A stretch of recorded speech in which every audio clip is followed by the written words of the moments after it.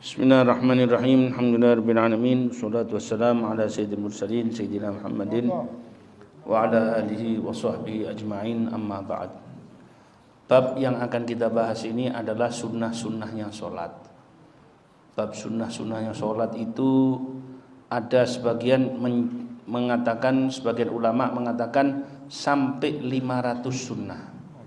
Dalam satu sholat 500 sunnah. Ada yang mengatakan 800. Ada yang mengatakan lagi sampai 1000 sunnah. Ya, itu Al-Habib Mustafa Abdurrahman bin Mustafa Al-Idrus, Al-Habib Mustafa ya. Abdurrahman bin Mustafa Al-Idrus itu hafal sampai 1000 sunnah. Jadi sunnahnya itu percil-percil, cilik-cilik gitu kadang tanpa kita sadari ya. Sekitar ada 1000. Manfaatnya kalau orang rajin melakukan sunnah-sunnah yang ada di dalam sholat, kata Imam Ghazali, lakukanlah sunnah-sunnah di dalam sholat, maka masing-masing sunnah itu punya tugas untuk membersihkan hati dan punya sir tersendiri, rahasia tersendiri, efek tersendiri untuk menerangi batin. Seperti sampean minum obat, pokoknya obat racian, tidak tahu apa saja ada di dalam. Pokoknya yang penting penyakitnya jadi sembuh. Ada sunnah dari segi waktu, ada sunnah sebelum sholat, sunnah di tengah sholat, kemudian sunnah setelah sholat atau ab'ad ya. Dan ada sunnah setelah sholat. Yang dinamakan sunnah sebelum sholat adalah adzan, iqamah, siwak. Adzan, iqamah, siwak. Jadi saya mau sholat sendiri. Ya, saya mau sholat sendiri. Di tempat tidak ada orang atau habis dan itu kita disunnahkan adzan. Kalau sudah adzan di masjid sudah rampung sholatnya orang-orang, tidak usah adzan, qomat aja. Sendiri, qomat sendiri. Allahu Akbar, Allahu Akbar, asyhadu an la ilaha illallah, asyhadu anna Muhammadar Rasulullah, hayya 'alas shalah, hayya 'alal falah. Paham ya? Seperti itu. Dan juga namanya siwak. Nah, nanti akan ada satu-satu. Sunnah tengah-tengah sholat itu ada dua. Ada macam-macam. Ada yang namanya ab'ad. Ab'ad itu bagian-bagian utama di dalam sholat. Jadi kalau ini ditinggalkan, disunnahkan untuk sujud sahwi. Di antaranya tahiyat awal, kunut, dan solawat untuk keluarga Nabi Muhammad Sallallahu Alaihi Wasallam. Jadi kalau orang tahiyat awal tidak dibaca atau tahiyat awal dibaca separuh, disunnahkan untuk kunut, disunnahkan untuk sujud sahwi. Kunut nggak lengkap juga. Saya sudah kunut kok pakai sujud sahwi? Iya, mbok kurangi titik sunnah sujud sahwi. Tapi kalau nggak sujud sahwi tidak apa-apa. Yang ketiga termasuk sholawat kepada keluarga Nabi Sallallahu Alaihi Wasallam. Kemudian ada hayat. Hayat itu adalah bagian sunnah-sunnah, bukan sunnah yang terpenting. Jadi kalau dilanggar nggak apa-apa, nggak disunnahkan sujud sahwi. Jelas ya ini ya. Kemudian ada sunnah-sunnah setelah sholat, zikir dan duduk di tempat sholatnya. Sunnah dalam sunnah sholat itu ada berapa? Ada 3. Sunnah sebelum sholat, sunnah di dalam sholat, sunnah di luar sholat. Di dalam sholat ada 2. Ada ab'ad, artinya kalau ditinggalkan disunnahkan sujud sahwi, itu meliputi 3. Tahiyat awal, kunut, sholawat kepada keluarga Nabi. Nah, kalau sholawat kepada Nabi ditinggalin dalam sholat, ya tidak sah sholatmu, kan gitu. Paham ya? Kemudian ada hayat, ya sunnah-sunnah yang lainnya yang tidak perlu sujud sahwi. Ada sunnah-sunnah setelah sholat. Adalah apa? Zikir dan duduk di tempatnya sholat. Jelas ya? Seperti itu. Maka sunnah-sunnah sebelum sholat, yang pertama adalah adzan. Adzan itu yang dimaksud dalam bahasa itu adalah pemberitahuan. Pemberitahuan akan masuknya waktu sholat. Jadi itu hanya diperuntukkan untuk sholat sunnah, untuk sholat fardu. Untuk sholat sunnah tidak ada sunnah adzan. Paling apa? As-sholatul jami'ah. Sholat tarawih, as-sholatul jami'ah, sudah itu aja, sudah. Tidak perlu adzan. Kemudian kecuali kalau sunnah yang dinazarkan. Saya nazar sholat sunnah 4 rakaat. Ini hukumnya pindah dari sunnah jadi wajib. Maka untuk saat khusus yang sunnah yang dinazarkan ini, sampean sak durung sembahyang disunnahkan untuk adzan. Ojo banter-banter. Lah manfaatnya orang adzan itu selama suaranya nyampe sejauh mungkin, maka ditulis pahalanya itu sejumlah tanah, sejumlah pasir, sejumlah batu, sejumlah pohon, sejumlah ranting, sejumlah hewan yang ada, yang pokoknya yang terkena oleh suara adzan ini tadi. Nanti walaupun pakai loudspeaker, nanti disaksikan di hari kiamat. Bahkan kalau kita di tempat sholat sendiri, ya, di padang pasir misalkan, di tanah yang kosong, disunahkan untuk adzan, disunahkan untuk iqomah kalau mau. Kenapa? Karena nanti yang jadi makmum adalah para malaikatnya Allah, ya, dan juga para rijalullah, juga ada jin-jin yang jadi makmum. Ya, seperti itu, ya. Maka yang namanya untuk sholat jenazah itu fardu kifayah, tidak perlu adanya adzan. Jadi akan diampuni oleh Allah Subhanahu wa taala. Dimintakan ampun oleh siapa? Setiap benda yang basah dan kering. Setiap basah yang kering dan kering ikut memintakan ampun bagi orang yang adzan. Tambah akeh, tambah jauh, ya anu maneh. Ya ini bukan untuk gede-gedean corong, enggak. Ya, pokoknya yang normal aja lah, ya, secukupnya. Nah, dan para malaikat juga mendoakan orang yang adzan. Taib. Hikmah di dalam adzan itu ada 4. Yang pertama adalah pengumuman masuknya waktu sholat. Yang kedua ngejak orang untuk berjamaah. Yang ketiga ditunjukkan di mana tempatnya untuk sholat jamaah. Di mana, Dimas? Di masjid. Dan yang keempat adalah menampakkan syiar Islam. Di satu kampung tidak ada satu jamaah, kalau di situ muslim, satu kampung berdosa semuanya. Di satu kampung tidak ada sholat berjamaah, sak kampung berdosa semuanya. Bayang nanti. Jadi harus ada namanya, tidak harus masjid, meskipun itu adalah apa?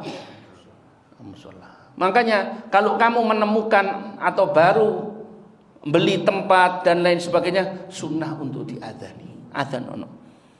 Beli tanah ente, ya. Apalagi di tanah yang di daerah situ banyak non muslimnya, ya, dan kamu di situ pertama, bahkan tidak ada orang yang sholat di situ misalkan. Itu disunahkan untuk diadzani, diqomati dan disolati di situ. Tanah kosong ini tadi itu. Jelas ya? Seperti itu. Nah, kemudian bagian-bagian sholat dari segi adzan dan iqomah itu ada 4. Ada yang disunahkan adzan dan iqomah. Berapa? Itu adalah sholat fardu, sholat 5 waktu, dan sholat Jum'ah. Maka disunahkan adzan dan disunahkan iqomah. Ada yang disunahkan iqomah saja tanpa adzan. Itu adalah kalau orang sholat jamak takdim atau jamak takhir. Jadi mau menuju sholat berikutnya ini disunahkan apa? Qomat saja. Yang ketiga disunahkan seruan saja, tanpa adzan, tanpa iqomah. Diserukan untuk ayo semuanya kumpul sholat berjamaah atau as-sholatul jami'ah gitu loh. Contohnya apa? Contoh sholat yang disunahkan untuk berjamaah seperti sholat id, sholat taraweh, sholat sholat gerhana. Itu tidak perlu adzan, tidak perlu qomat, cuman pengumuman untuk kumpul. Pengumuman untuk apa? Kumpul. Ada juga yang keempat, tidak disunahkan adzan, enggak disunahkan iqamah, dan tidak disunahkan untuk diseru. Itu adalah apa? Sholat sunnah yang tidak disuruh untuk berjamaah. Sholat duha, tak perlu adzan, tak perlu iqamah, tak perlu seruan. Sholat qobliyah ba'diyah, ya kan? Tak perlu. Hukumnya adzan dan iqamah itu adalah sunnah muakkad untuk sholat Jumat dan sholat 5 waktu. Bahkan kata sebagian ulama, untuk sholat Jumat itu adalah fardu kifayah. Sebagian ulama mengatakan adalah fardu kifayah khusus untuk sholat Jumat. Terus apa? Adzan dan iqamah itu dianggap sah kalau ada beberapa surut, ada beberapa syarat, ada 6 syarat. Yang pertama, harus nyambung. Allahu Akbar, Allahu Akbar, Allahu Akbar, Allahu Akbar, terus sampai. Jadi jangan ada jeda terlalu lama. Allahu Akbar, Allahu Akbar, gebleguyu imami. Gebleguyu, ya apa? Ya kencing dulu. Terus jangan diteruskan, diulang lagi adzannya. Ngobrol itu terputus, diulangi lagi adzannya, sunnahnya. Yang kedua, berurutan. Allahu Akbar, Allahu Akbar, hayya 'alas shalah. Jangan, harus berurutan. Asyhadu an la ilaha illallah, asyhadu an la ilaha illallah, asyhadu anna Muhammadar Rasul. Ini baru adzannya dianggap sah. Artinya sah, mendapatkan pahala sunnah. Kemudian sudah masuknya waktu, ya. Kecuali untuk satu sholat maka boleh adzan sebelum masuknya waktu. Kapan? Itu adzan pertama sebelum sholat subuh. Jadi sebenarnya pengumuman untuk supaya orang qiyamul lail. Seperti di beberapa kota, di daerah-daerah itu ada sebagian kota, di Indonesia ini juga ada. Biasanya di Haromen itu juga ada, di Tarim juga dibikin sebelum subuh. Saat durung subuh, kalau di sini sebelum subuh tarhim, di sana adzan. Di sini tarhim, di sana adzan. Jam 3:30, setengah jam sebelum subuh. Allahu Akbar, sudah adzan belum? Itu masih adzan pertama, belum adzan subuh. Sama saja itu adzan untuk ngejak kita apa? Sholat malam, tahajud. Mujahidin, ya. 1 jam sebelumnya. Dan juga ada azan pertama sebelum sholat Jumat, supaya orang siap-siap sholat Jumat. Belum masuk zuhur, tapi dia sudah azan jam 11 azan. Jam piro lagi azan? Kalau misalkan di masjid kita dibikin kayak gitu, itu kan hanya untuk apa? Persiapan. Ya kalau bagi daerah yang belum terbiasa, enggak apa-apa, enggak melakukan. Mau dibiasakan, ya monggo, supaya orang apa? Cepat-cepat untuk bisa menghadiri sholatul Jumat, ya. Tapi khusus yang Jumat itu tetap disuruh setelah masuknya waktu apa zuhur. Makanya adzan dulu, ya kan? Adzan dulu, ya. Jadi setelah setelah imamnya naik di mimbar, adzan kedua baru khutbah. Kemudian yang adzan adalah dari 1 orang, kecuali kalau masjidnya besar, boleh 5-6 orang. Artinya 1 adzan 1 orang. 6 orang, jangan nanti kayak orang lomba. Allahu Akbar, Allahu Akbar, terus sebelahi asyhadu an la ilaha illallah. Masing-masing orang, biarpun tukang adzannya 10 orang, ya, masing-masing 1 adzan. Seperti di mana? Ini seperti ada di Masjid Cirebon, Masjid Sunan Gunung Jati rahimahullah. Itu dari dulu sampai sekarang sholatnya ada 7. Muadzinnya ada 7. Masjid apa? Masjidnya Sunan Cirebon, nggih. Gunung Jati. Kemudian harus bahasa Arab. Allah Maha Besar. Allahu Akbar, Allah. Biarpun agak salah sedikit, ada orang baru masuk Islam, logatnya beda, tidak apa-apa. Itu yang dulu itu ada di viral itu dari Hawaii, wong Amerika, kok Hawaii gini, dia azan, masya Allah, dengan bangganya. Nah, itu kita kepinginnya seperti itu, bukan sekedar enak-enakan suara. Ya, kemudian harus disuarakan dengan keras, ya. Kalau untuk sholat berjamaah. Lah kalau sampean sudah masuk masjid untuk sholat zuhur di masjid melbu wis jam luru, sampean sholat sendiri ataupun sholat sendiri, tetap disunahkan azan, tapi azan ini pelan-pelan. Kok dipikir melbu sholat asar. Allahu Akbar, Allahu Akbar, Allahu Akbar. Iya, saya mau sholat sendiri tuh. Sunnah azan, sunnah qomat. Ngerti tak? Tiap sholat 5 waktu sunnah adzan, sunnah kok. Lu sembahyang ijen, masih sembahyang ijen. Lu berarti makmumnya jin, masih makmumnya jin, tak apa-apa. Jadi nanti ail maghdubi alaihim waladdallin. Nanti menang sing buhuri. Amin. Ya apa? Melayu apa ndak? kan macam-macam. Syaratnya orang adzan ada 4. Muadzin itu ada 4 syarat. Ada syaratnya loh, muadzin itu tidak sembarangan. Yang pertama adalah Islam. Tidak boleh non muslim, tidak boleh murtad.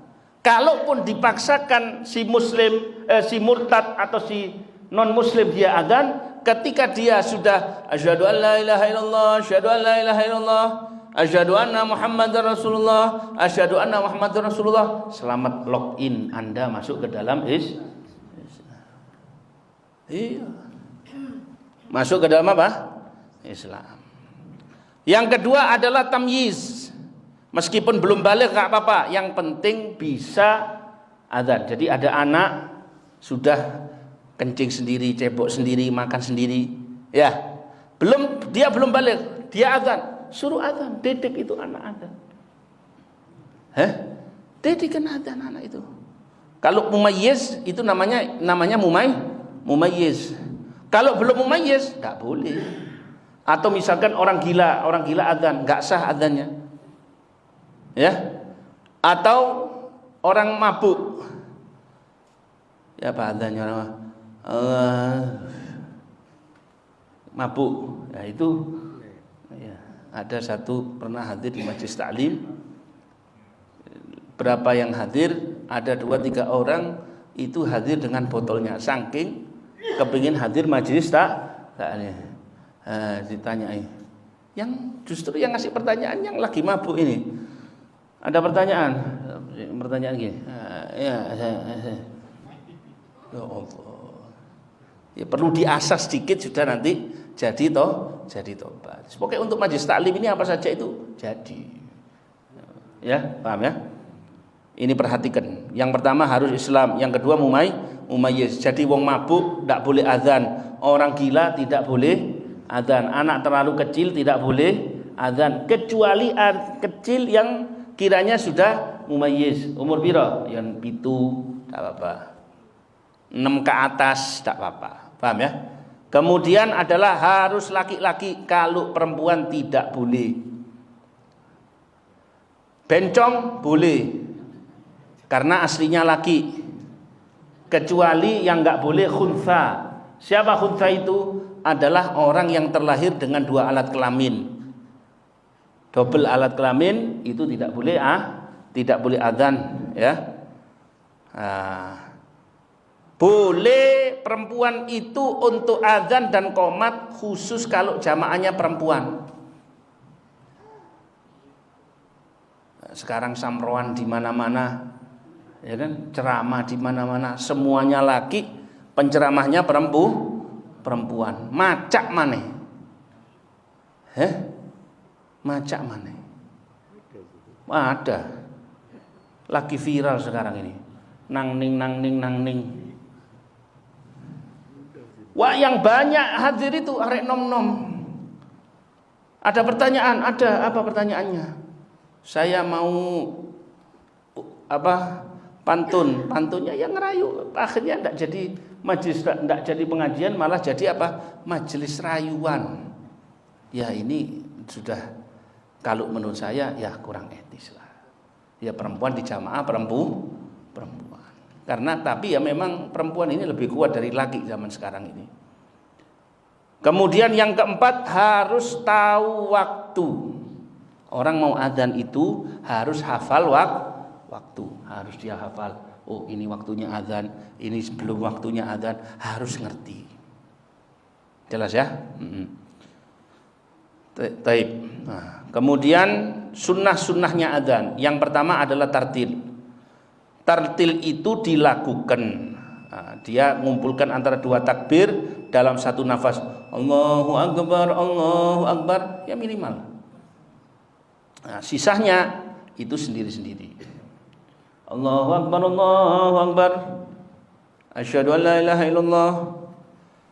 Asyhadu an la ilaha illallah. Mau model kita boleh Indonesiaan, mau model mau model Saudi juga boleh, model Bangladesh juga boleh. Allahu Akbar, Allah boleh. Ono sing ngono. Yang kedua, ngangkat suara. Diangkat suaranya. Lu Bib, ini daerah kita tidak boleh keras-keras kalau adzan Bib. Ini misalkan tidak apa-apa. Cuman sampean ketika adzan keraskan supaya yang sekitarnya itu yang ketiga, harus disukunkan ra atau difathahkan pada takbir yang pertama. Allahu Akbar, Allahu Akbar, ya. Nah, atau difathah Allahu Akbar, Allahu Akbar, Allahu Akbar, Allahu Akbar. Yang kedua disukunkan, tak apa, adzannya.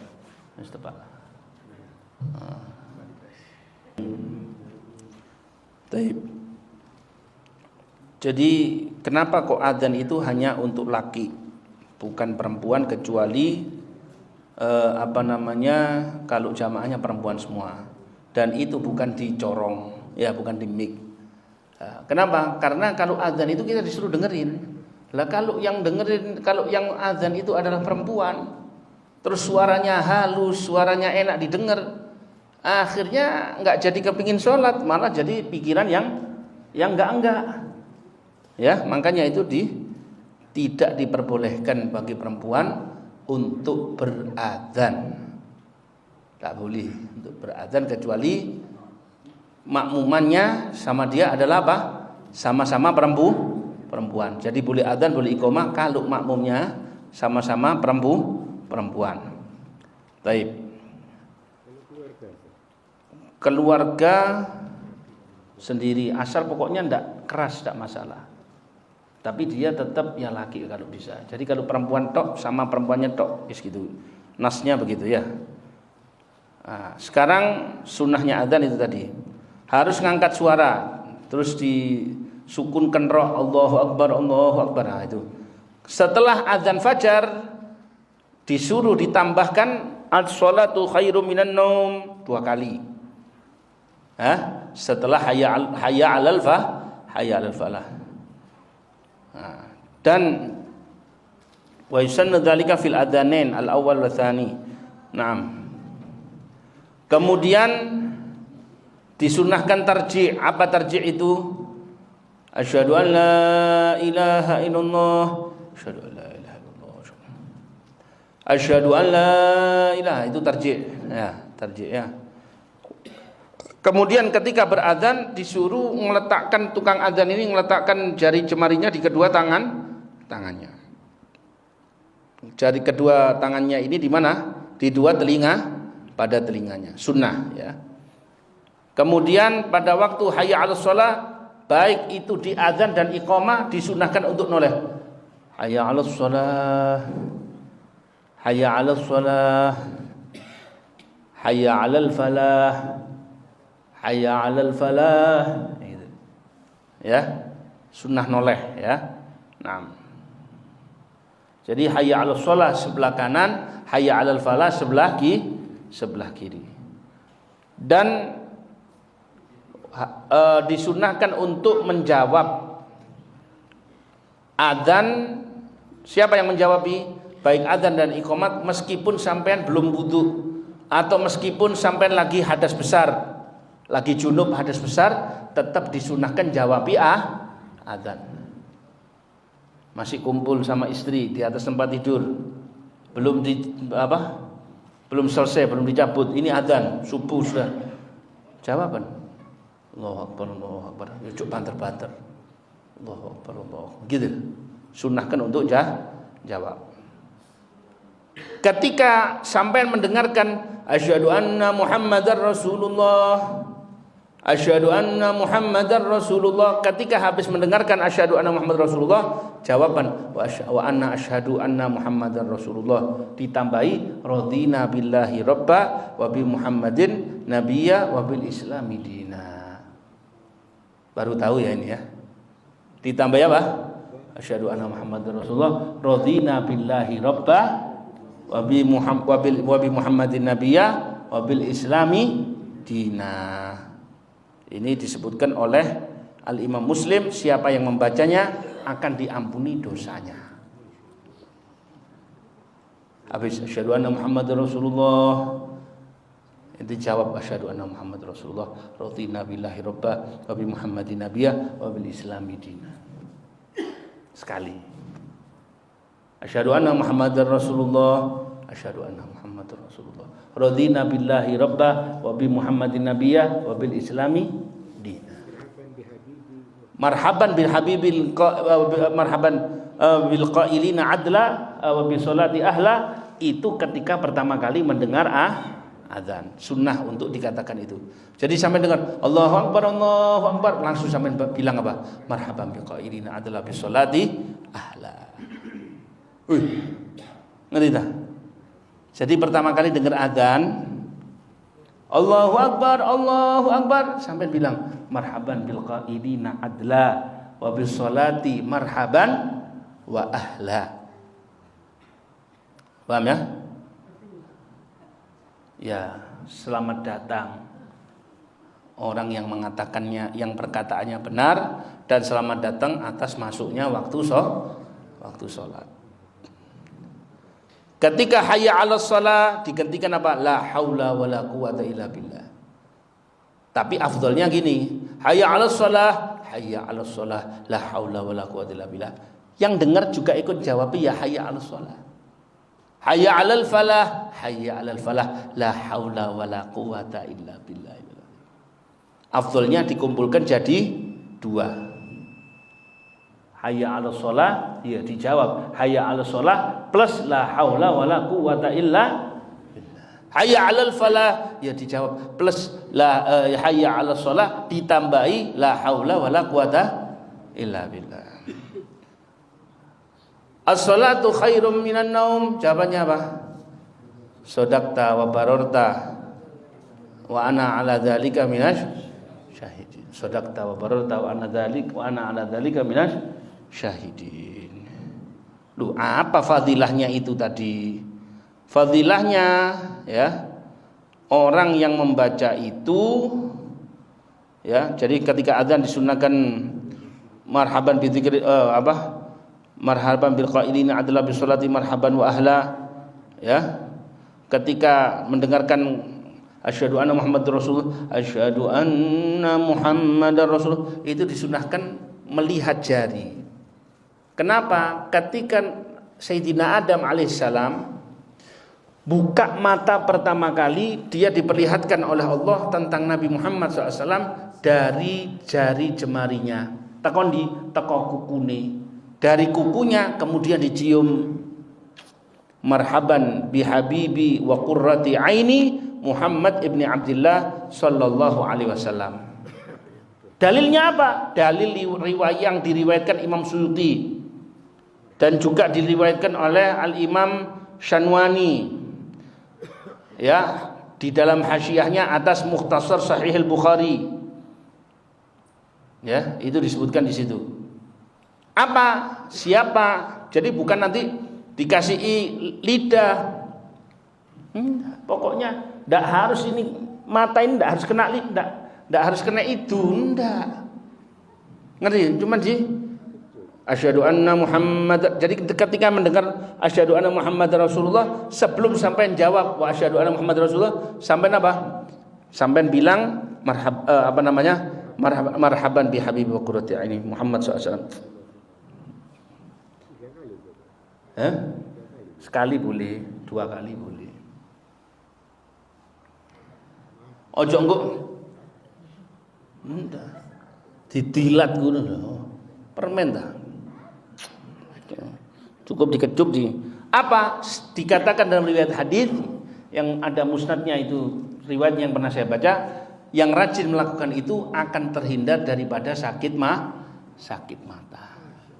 Lam yusibhu ramat, berkat nama Muhammad sallallahu alaihi wasallam. Terus setelah itu ada doa setelah adzan. Nah, seperti kita baca di sini. Allahumma rabb hadhihi da'wati tammah wassalatul qa'imah, hadis itu terus. Allahumma nas'alukal afwa. Kenapa?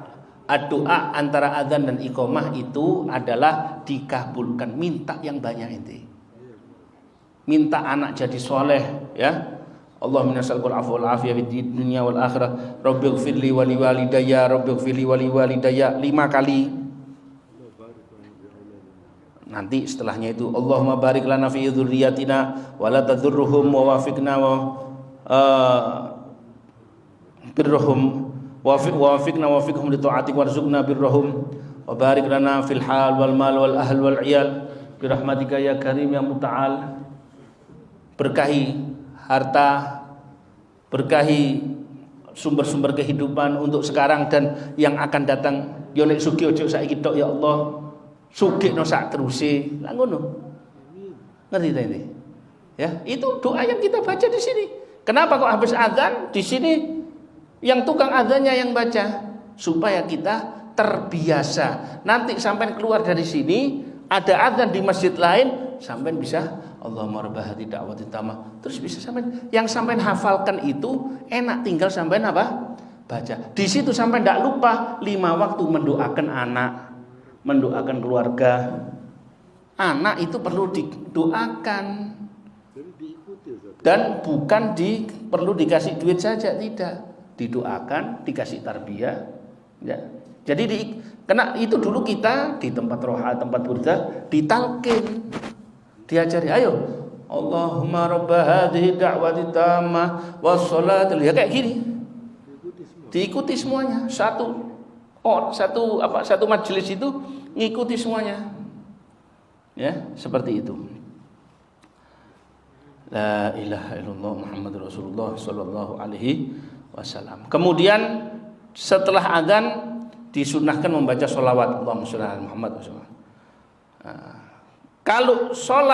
Kalau misalkan di daerah sana terlalu panas, misalkan cuacanya sampai 50 derajat, Masya Allah. Sampai pernah 50 derajat. Yang umroh pernah ngerasain 50 derajat. Untungnya enggak di sini. Kalau di sini mungkin pingsan itu orang. Sudah wis kayak enggak ada. Ya. 50 derajat. Kita sekarang ini 2 hari ini agak ademan lah, lumayan. Kemarin-kemarin ya agak sumuk ya. Gitu. Itu kalau kata Nabi SAW, ketika musim panas abridu, dinginin dulu, jangan langsung pas adzannya zuhur, jangan, tundan. Atau kalau terlalu panas, ala sallu fir rihal, salat di rumah kalian, jangan salat di masjid. Dulu zamannya Covid ya seperti itu. Di sebagian negara Arab sana dikasih apa, ala sallu fir rihal. Dulu kalau musim panas, ya, itu mereka nggak kuat kena panasnya matahari, interaksi langsung, atau hujan yang sangat luar biasa, hujannya deres, musim banjir, ya jangan diumumkan untuk sholat di masjid. Apa? Ala sallu fir rihal, sholatlah di rumah kalian, sholatlah di rumah kalian. Nah, gitu ya.